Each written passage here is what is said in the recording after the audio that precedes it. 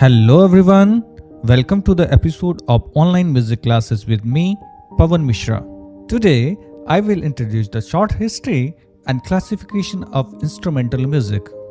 The pulse of nature is reflected in every movement of human beings. Human beings often express their feelings with body movements. After getting control over their body actions, humans started an articulated use of body gestures for expressing specific emotions such as joy, distress, grievance, etc. The rhythmic body movements such as clapping of hands, foot stamping, made man to think of making percussion instruments. In the primary stage, man started making rudimentary percussion instruments such as child's rattle. A burrow in the ground covered with skin made the elementary dundubi. In the due process of advancement, men started making percussion instruments with wood, bamboo, animal skins, and metal also. Classification of Indian musical instruments. A musical instrument can be classified into various types, but in case of Indian music, the most accepted classification is the one proposed by Rishi Bharat, who mentions four categories of instruments. The first one is Tatvadya. These are the instruments having strings. In Western music, they are called chordophones. In the earlier stage, the strings were made up with weeds, animal skins, hair, etc. After the technique of making metal strings was invented, it made great advancement. Ancient mythology states that string instruments were formed by the bow of Lord Rama. One can interpret it as when the ancient man got to know the sound of bow string while releasing the arrow out of it. The idea of making a musical instrument might have struck in his head, and then he made such bow-shaped string instrument. The frequency depends upon the length of the string and also on the distance of the string from the sound bridge. After a lot of experimentation, men started making the ancient veena. The instruments such as tanpura, veena, sitar, sarod, sarangi, israj are string instruments. All these string instruments were classified into two main heads by the element scholars of music according to the method of production of sound from them. The first one category is Tatvadya or Nakhajvadya, which means instruments played with the help of fingernails, commonly known as plectrum, striker, or mizrab.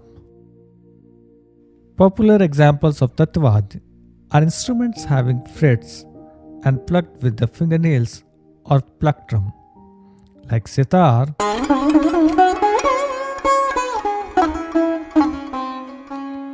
veena.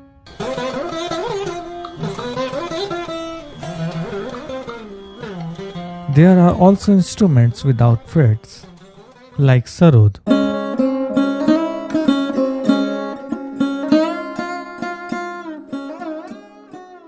Rabab.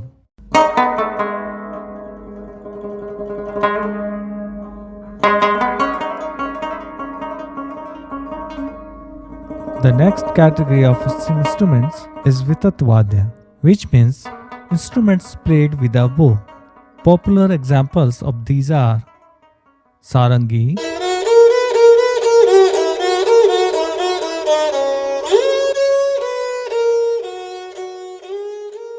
violin,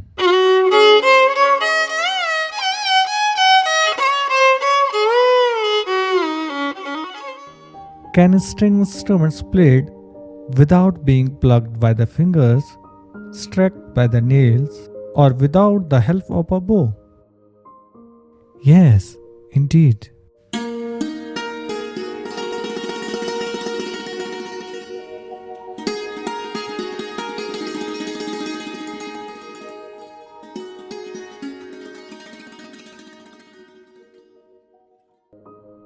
Can you identify the sound?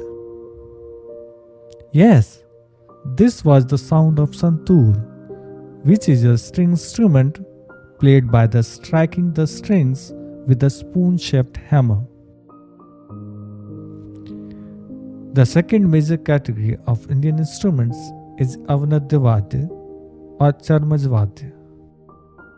They are also called drums and membranophone according to Western music. Avnadya means to cover over or conceal. So these instruments have a sound box with covering of skin. The Bhumi Dundavi is the most ancient instrument of such kind. It is believed that all varieties of drums are originated from the sound evolved from Damru played by Shiva. Lord Shiva is also considered to be the originator of the species of drums. These instruments are used for keeping rhythm and also time that covers in a performance of music and dance of any country.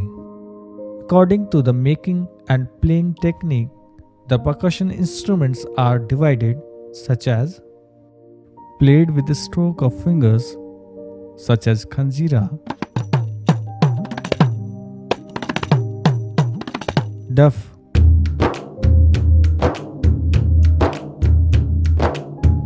played with a stroke of a stick such as dhol,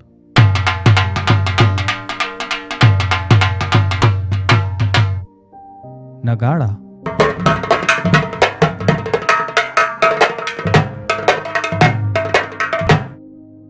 played with the palm of both the hands such as pakhavaj, mridangam,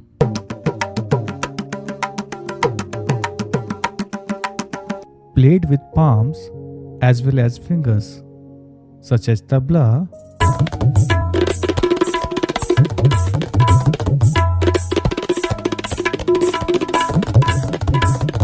dholak,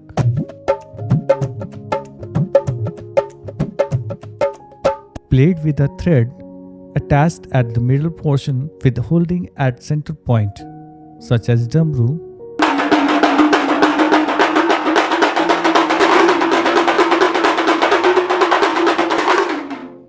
The third major category is that of Sushirvad or the wind instruments. In Western music, they are called aerophones. Sushir means a hole.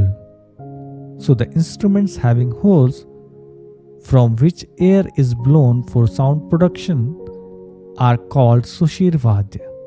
For several centuries, it has been recognized as the instrument by which the playful deity Krishna entices his devotees to him.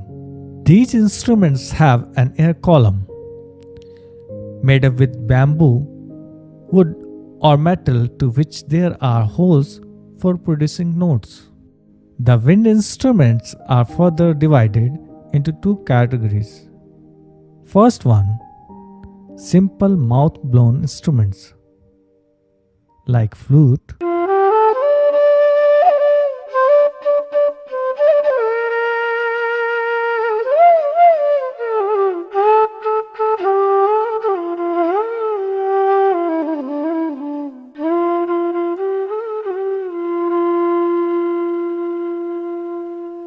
shankh,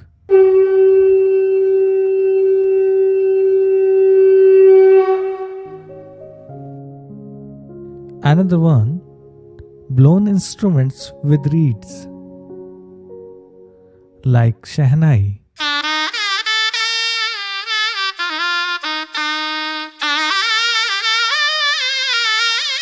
With time, there emerged a new category of Sushirvad, which used bellows to use air mechanically to produce sound. The prime example of this is a harmonium.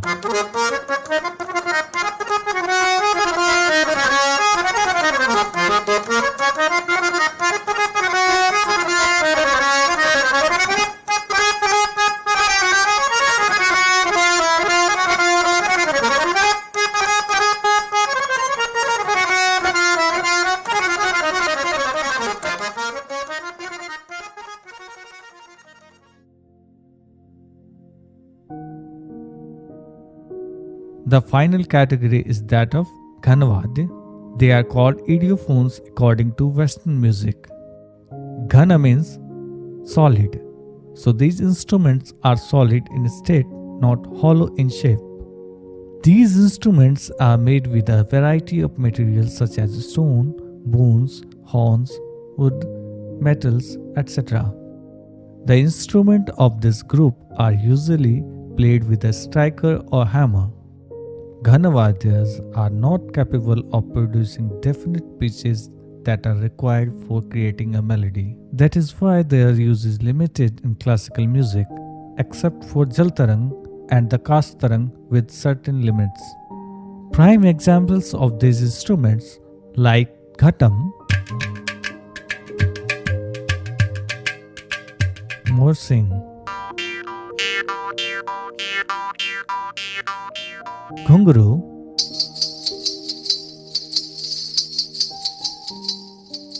Jaltarang,